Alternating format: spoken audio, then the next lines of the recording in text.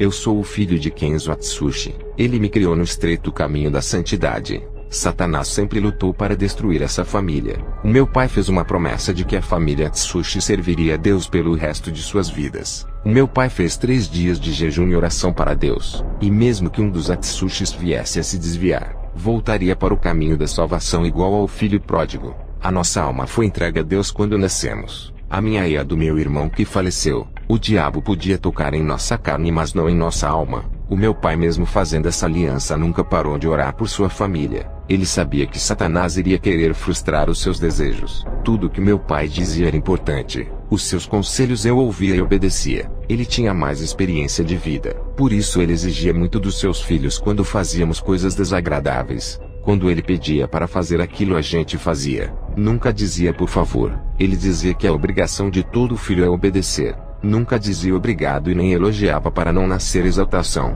Quando eu e meu irmão gritávamos o seu nome, ele não interrompia o que estava fazendo. Não olhava para nós. Ele dizia: pode falar, estou ouvindo. E continuava fazendo o seu trabalho. Quando eu ficava irritado com a sua demora de me atender, eu questionava dizendo: por que está demorando? Ele não respondia e continuava fazendo o seu trabalho em casa até que eu cansava de gritar. Depois que parei de chamar, algumas horas se passaram e eu já havia esquecido. Ele se aproximou de mim e disse: filho, aprenda a esperar. Tenha paciência. Eu não sou seu escravo. Sou o seu pai. Se não tem respeito com o seu pai, nunca terá respeito para com Deus. O meu pai pediu para eu ajudar ele a pintar a casa. E me ensinou deixando eu pintar a casa do cachorro. Quando eu terminei de pintar, ele disse: bom trabalho. Reconheço o seu talento. Mas ele criticou a parte da lateral que eu esqueci de pintar. Ele disse: nunca faça nada pela metade. Quando estiver no caminho, nunca vá até a metade. Se esforce para chegar ao seu final. Procure ser um perfeito filho na presença de Deus, assim como Deus cobrou para Abraão. Eu era criança. Comecei a chorar e dizia: não faço nada direito. Ele disse: é assim que Deus se agrada, da humilhação daqueles que choram de joelhos no chão.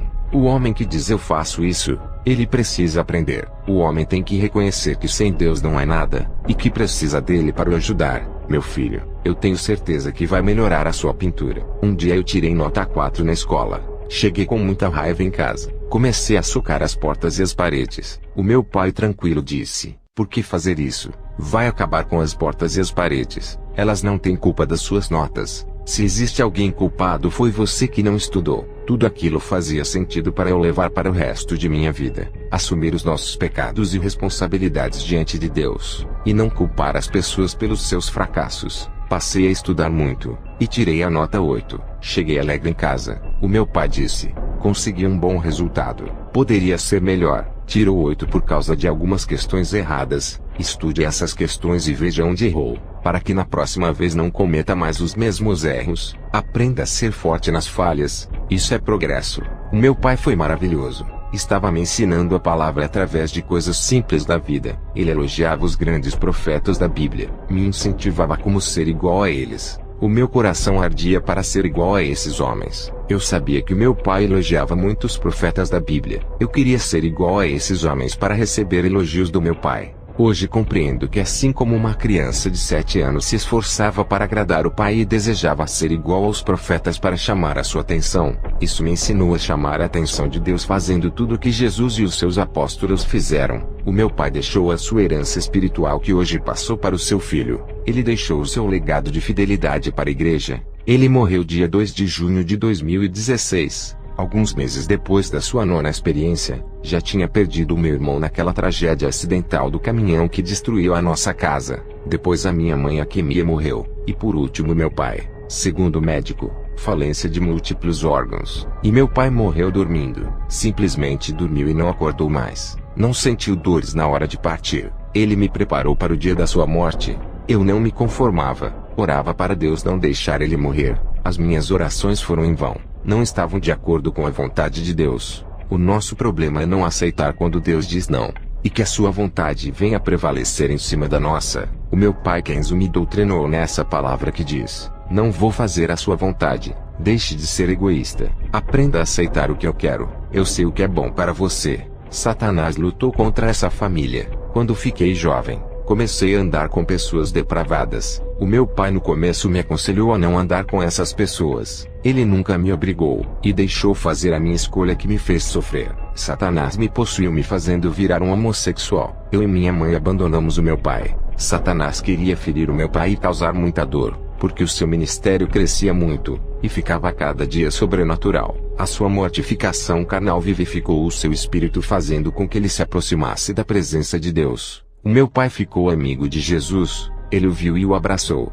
Conversou com Jesus pessoalmente. O meu pai nunca deixou de orar pela sua família, mesmo com tanta dor e sofrimento. Satanás tinha ferido a sua carne e a sua alma, mas o seu espírito estava forte e venceu essa guerra travada contra o rei do inferno. Ele foi aprovado por Deus e cresceu na graça de tal maneira que os sinais do Espírito Santo o acompanhou. Cada prova que venceu, ele avançava no mundo espiritual, e isso incomodava os demônios. Eu voltei para a igreja do meu pai. Já havia voltado com a minha mãe para casa. Eu me reconciliei com Jesus. O meu propósito era de ser igual ao meu pai, homem usado por Deus. Uma criança de 12 anos chamado Adam cresceu no ministério do meu pai, vendo meu pai operando muitos milagres. Essa criança observava o procedimento do meu pai, e passou a imitá-lo. Essa criança orava bastante para ser usada como meu pai. Hoje ele tem 23 anos. É um jovem muito usado por Deus. O meu pai morreu e deixou suas cópias. Não são muitas, mas o suficiente para causarem prejuízos para Satanás. Eu vi em uma visão o nome dos irmãos Robinson, Barney, Justin e das irmãs Audrey e Carly. Os nomes desses irmãos estavam na lista dos demônios. Eles eram os próximos alvos dos ataques dos demônios por se comprometerem a seguir o exemplo do meu pai. O meu pai não gostava de ficar devendo à loja ou a algum vizinho. Isso o incomodava. Ele sempre pagava sua dívida em tal dia e hora marcada. Sempre foi pontual. Foi isso que ele aprendeu com Deus. Chegar sempre na hora certa. O meu pai entrou em uma esfera espiritual. Parecia que ele não estava nesse mundo. O seu corpo estava aqui, mas o seu espírito ligado com Deus. Ele estava tão conectado com os céus, que as coisas da terra perderam a importância. Ele não se importava com bens, dinheiro. Tudo isso não tinha valor algum. O seu desejo de viajar para a Itália, França, Brasil, Argentina, Jamaica fazia parte do seu planejamento para o ano de 2018. O meu pai não tinha preconceito de pregar em igrejas diferentes. Podia ser a igreja mais maligna. Se enviasse o convite ele não recusava. Tudo isso fazia parte de sua estratégia de confrontar o diabo dentro do seu território.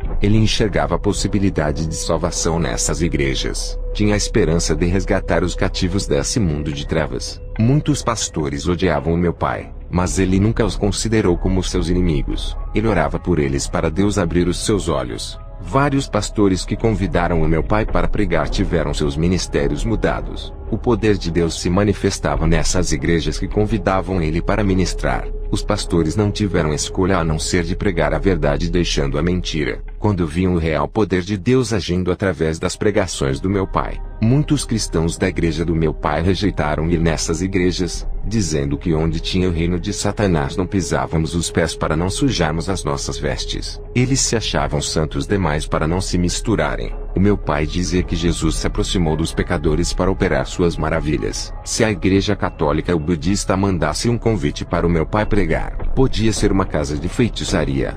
Ele aceitava, pois enxergava a oportunidade de ganhar almas. O primeiro convite que meu pai recebeu para pregar foi na casa de uma feiticeira. Os demônios perturbavam essa mulher que chamou vários pastores para fazer oração. Todos tinham medo, e se recusavam a lutar com os poderes das trevas. O meu pai foi o único que aceitou orar por ela. As imagens dos santos começaram a estourar. Aquela mulher naquele dia viu o poder de Deus e entregou a sua vida se tornando membro da sua igreja. Ela era uma das mulheres que mais orava. Os pastores perguntavam ao meu pai se ele tinha medo das legiões de demônios o matarem. Ele respondeu que só temia aquele que tem o poder de dar a vida e tirar, e ainda lançar no inferno. O meu pai dizia que esses avivamentos que são profetizados por multidões de profetas era mentira. Isso não acontece em igrejas insensíveis ao pecado que não renunciam ao mundo. O meu pai dizia: cada um busque o seu avivamento em seu dia a dia. Se esforcem. Eu não creio em um avivamento coletivo, mas acredito no avivamento individual. Se Deus vai um dia realizar um avivamento mundial,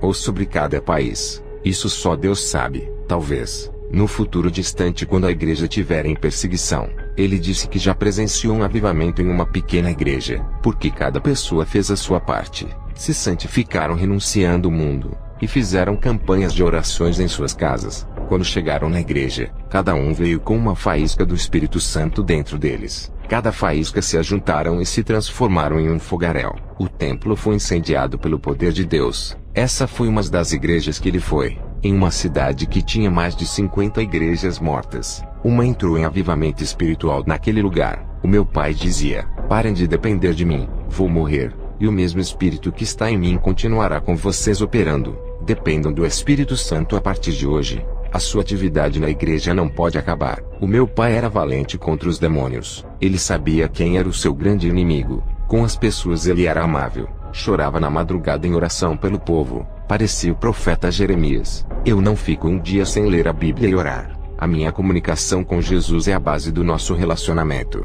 A comunicação é a oração. Conversar com Jesus é como um namoro espiritual do noivo com a noiva. E através desse relacionamento nascido da oração que o amor cresce. E a chama da comunhão aumenta. Passei a amar Jesus quando comecei a me comunicar com Ele. Jesus passou a me amar, e não vai perder a minha alma para o diabo. Ele sente ciúmes de mim com o mundo e o seu pecado. Tenho sentido a sua presença de consolo todas as noites. Quando dobro os meus joelhos e oro para Jesus, às vezes não sinto a sua presença e clamo a Ele dizendo: sei que estás aqui, mesmo sem sentir a sua presença. Enquanto não sentir a sua presença, não vou parar de orar. Me humilho para sentir o seu toque. Eu preciso disso para que o deserto da minha vida venha a nascer flores. Eu insisto, não afasta de mim o seu Espírito e nunca retire sua presença. O seu Espírito Santo me visitava, e enchia esse vaso seco com o seu azeite. O meu pai dizia: filho, a igreja tem que insistir em suas orações para sentir a presença de Deus.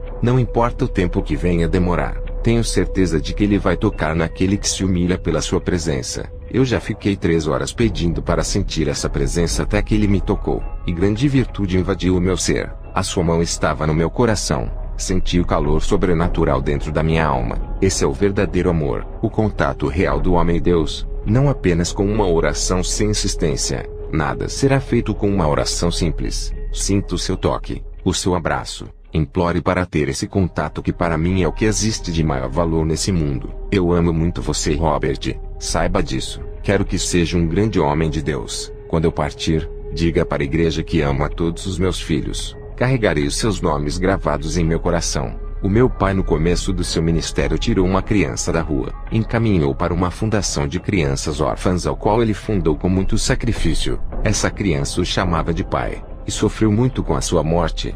O meu pai morreu pedindo para a igreja não parar de pregar a verdade. Essa foi a sua maior preocupação antes de morrer. O meu pai, quando ficou idoso, chegou a ter ajuda dos anjos por causa da sua idade, o que não acontecia no seu ministério quando ainda era jovem. O meu pai era tímido, e se assentava nos últimos bancos da igreja. Não fazia igual aos que tinham cargos importantes que se assentavam nas primeiras cadeiras. A palavra de Deus diz que os últimos serão os primeiros. Ele não tinha oportunidade, e ninguém olhava para ele. Não tinha reconhecimento como homem de Deus apesar de viver uma vida santa. Para a igreja, era apenas um membro insignificante.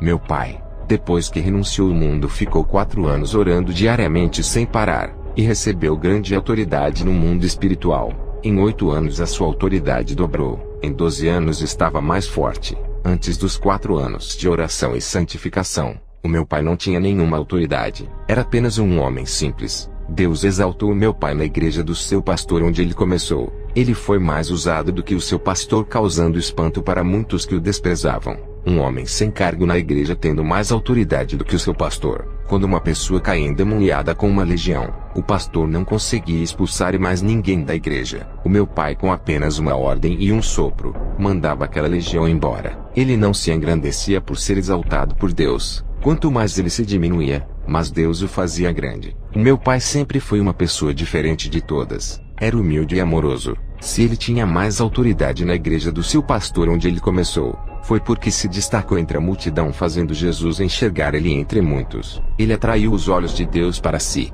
através de suas atitudes, assim como foi Jó. O meu pai era um exemplo vivo do seu ministério. Ele viajava para vários países e nunca precisou de intérprete. O Espírito Santo tomava sua boca e falava o idioma daquele país aonde ele estava fazendo a missão. Eu me reconciliei com Jesus e tinha acabado de voltar para a igreja do meu pai. Pedia dons para Deus e não recebia nada. Para eu conseguir chegar a ser usado por Deus não foi fácil. Eu tinha muitos demônios. Filho de um homem de Deus que trabalhava com libertação, eu estava com legião de demônios. O meu pai não ficava na igreja para resolver o meu problema. Ele viajava muito fazendo a missão de Deus. Eu tinha que me libertar desses demônios lutando sozinho. Orava e jejuava. Em um sonho, eu me via parado igual a uma estátua, e Jesus enfiava a sua mão no meio do meu peito e puxava os demônios para fora de meu corpo, e dava a ordem para eles não voltarem. Eu via Jesus puxando uns 50 demônios dentro de mim. Ele arrancava de dentro do meu interior. Aqueles 50 demônios hospedeiros eram os últimos que estavam em mim. No sonho, eu não via o rosto de Jesus por causa do brilho de sua face. Só conseguia ver o seu corpo. Ele dizia: esses demônios hospedeiros são os últimos moradores dessa casa.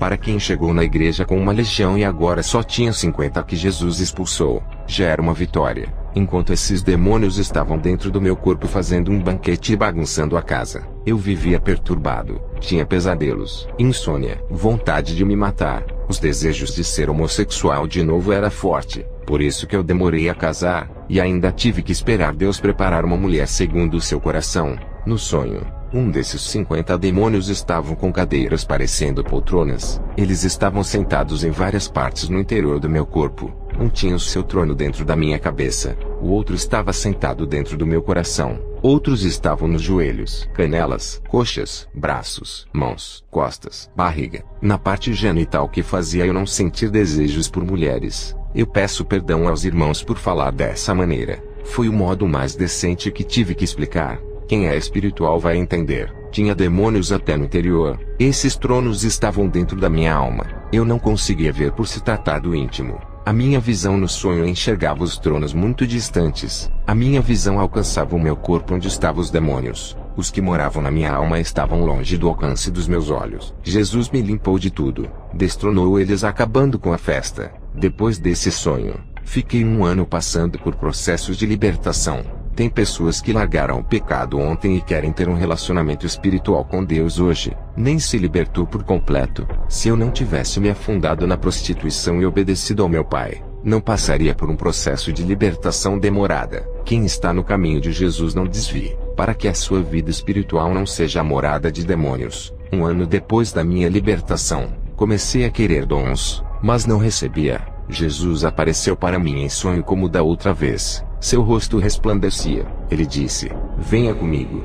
Eu o acompanhei até chegar na porta de uma fornalha de fogo. Ele disse: atravesse essa fornalha até o final e seja purificado. Eu disse: não quero, tenho medo de morrer. Ele disse: qual é a sua escolha? Ser purificado pelo fogo para a sua salvação ou ser purificado pelo fogo do inferno para a sua condenação? Lá, o fogo queimará os seus pecados eternamente, e nunca terá redenção.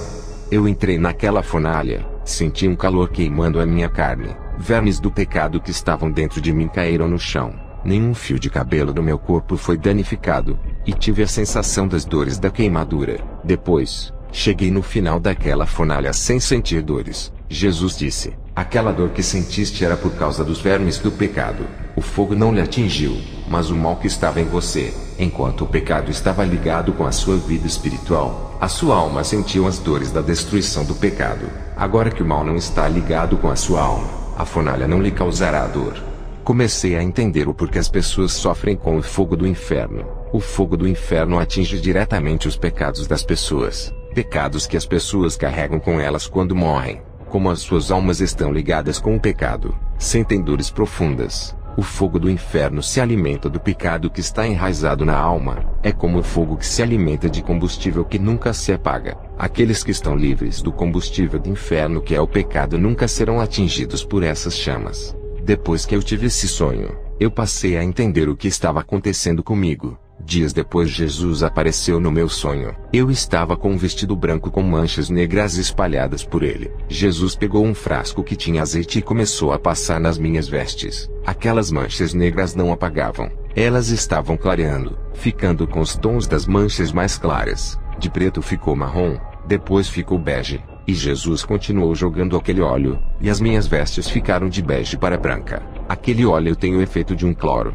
Jesus disse: agora que as suas vestes estão limpas, cuidado para não sujar. A minha noiva que irei buscar tem que estar com os seus vestidos brancos. Apesar da minha libertação, Eu ainda tinha mágoas do passado e pecados ocultos que não havia confessado. Fiz jejuns, me humilhei orando para esquecer desses pecados. Tive que liberar perdão a todos aqueles que me feriram quando eu estava na prostituição. Essa era a última purificação que passei. Fiquei por um ano passando pelo processo de purificação e comecei a orar mais um ano. Jesus começou a derramar os seus dons. Ao todo foram 3 anos de oração sem parar. Não desisti de querer me aproximar de Deus. Recebi os dons que tanto queria. Enquanto meu pai viajava, eu ajudava o vice-presidente dele na igreja. Depois da morte do meu pai, fiz o seu enterro. Voltei para casa e comecei a orar. Fiquei 3 dias orando sem parar. Desde o dia do falecimento do meu pai até o dia 4 de fevereiro de 2016, quando fui arrebatado. Enquanto a minha esposa estava dormindo, uma voz me disse: "Hoje irei arrebatar."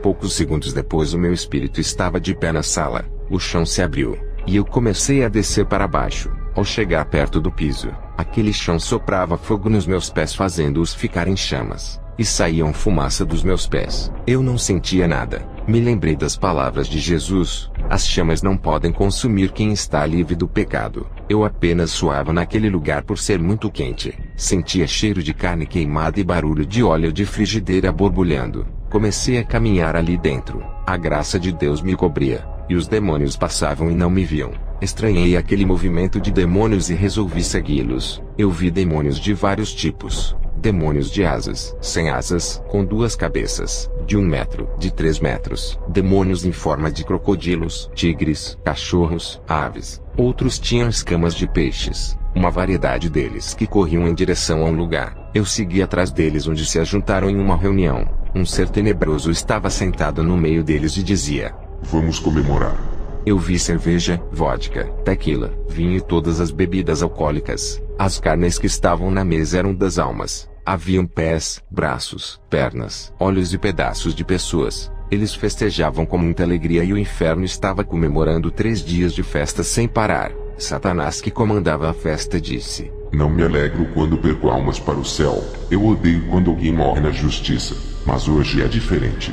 Estamos comemorando a morte de um justo que morreu e está no reino dos céus. Tentamos ganhar essa alma. Fizemos várias reuniões para neutralizá-lo. Perdemos essa alma, mas vamos ganhar milhões de almas. Sem esse homem em nosso caminho, tudo vai ficar mais fácil. Hoje estamos comemorando o 3º dia da morte de Kenzo Atsushi, o nosso inimigo que tanto incomodava. Vai ser inaugurado o nosso projeto de destruição na sua igreja, que permaneceram fiéis à verdade. Os dias deste ministério estão contados."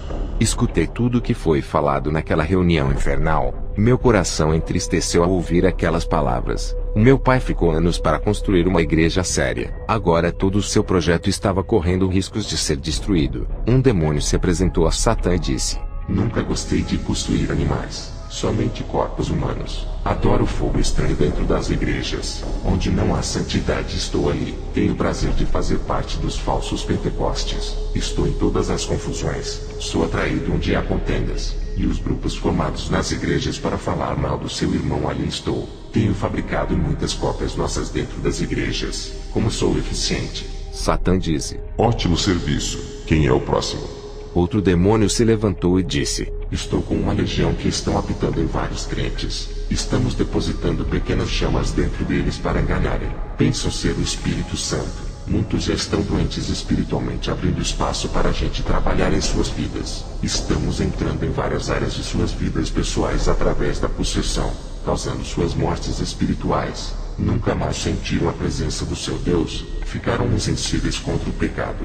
Não sentem mais arrependimento de suas más ações. Seus corações não se quebrantarão para chorar na presença de Deus. Manteremos seus corações duros como pedras enquanto estivermos morando neles. Através da mentira e falsa doutrina de demônios estamos possuindo as pessoas. Qualquer que abrir os seus corações para o nosso ensinamento, entramos dentro de seus corações juntos com a palavra que é recebida. Eles recebem a semente contaminada que é plantada em seus corações. Quem recebe a nossa palavra também recebe o dono dela. A cada dia estão ficando doentes. Quanto mais eles se alimentam das nossas heresias, mais perderão a sua verdadeira vida. Estamos fazendo morada dentro deles e sugando um pouco da unção que lhe restam, causando perturbações na alma. Esses não sentem mais prazer de orar e nem de estar na casa do seu Deus adorando o seu nome. Preferem ficar em suas residências. Estamos causando problemas mentais neles. Os demônios polegares estão morando dentro de suas mentes, causando depressão, deixando loucos para cometerem suicídios. Um cristão no meio deles está prevenido, tem lavado as suas vestiduras todos os dias no sangue do Cordeiro. Ele tem renunciado a cada dia, santificando a sua vida espiritual que resplandece por causa da sua purificação. Ele não está ouvindo nosso ensinamento. Como vamos convencer que acredite em nossa falsa doutrina? Ele tem combatido nossas heresias no seio da igreja, e muitos que estavam doentes espiritualmente por causa da nossa teologia, foram curados espiritualmente servindo como discípulos de Jesus. Suas almas foram restauradas através da verdade que gera vida. Esse cristão é um problema para nós. Não fica um dia sem orar. Sempre lê a palavra e se santifica. Ele não está bebendo de nossas fontes doutrinárias imundas que está corrompendo os altares. Os que beberam já foram possuídos, e nossos demônios habitam neles. Um pastor estava com 90 demônios morando dentro dele. Em um ano trouxemos 200 demônios para habitarem nele. Ele está fraco. Não consegue conduzir o rebanho. Ficou materialista. Esse já estamos controlando toda a sua vida. Ele era santo, mas o seu contato com os falsos profetas fizeram ele ser influenciado com seus falsos ensinamentos, contaminando a sua vida espiritual, abrindo fendas para entrarmos na sua vida. Agora os demônios habitam nele por todas as partes do seu corpo, se alimentando da sua alma e de suas emoções. Nas igrejas onde não há verdade do seu Deus, eles perecem. Muitos já estão infestados de demônios. Seus pastores não têm autoridade para libertarem as suas ovelhas porque também estão possuídos e precisam ser libertos. Satã disse: Parabéns pela vitória. Oferecerei recompensas para quem derrubar os santos que estão de pé. Se falharem, vocês pagarão um alto preço quando chegarem no inferno. Terminei de ouvir aquelas conversas e queria sair do inferno. Comecei a caminhar por alguns minutos. A cobertura que não permitia os demônios me verem desapareceu. Um demônio me viu. Comecei a correr. Ele corria atrás de mim. Cheguei a um lugar sem saída. O demônio olhou para mim e disse: Estás preso aqui. Eu apontei o dedo para ele e disse: Eu lhe repreendo em nome de Jesus. O demônio deu gargalhada e disse: Não tem autoridade aqui em nosso mundo. Só quem tem é Satã. Eu continuei a repreender dizendo: Para trás, demônio. Ele olhou para mim e disse: Estás em nosso mundo. Não pode nos derrotar aqui. O seu Deus não está aqui. Lá na terra você consegue nos queimar.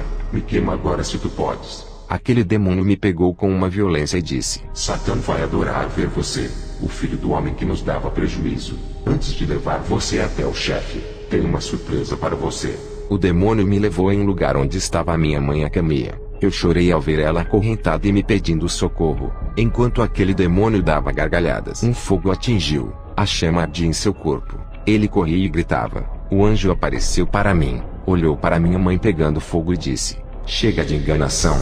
Aquela mulher que era minha mãe se transformou em um demônio. O anjo apontou a sua espada e aquele demônio correu. O anjo disse: Esse demônio é o da transfiguração.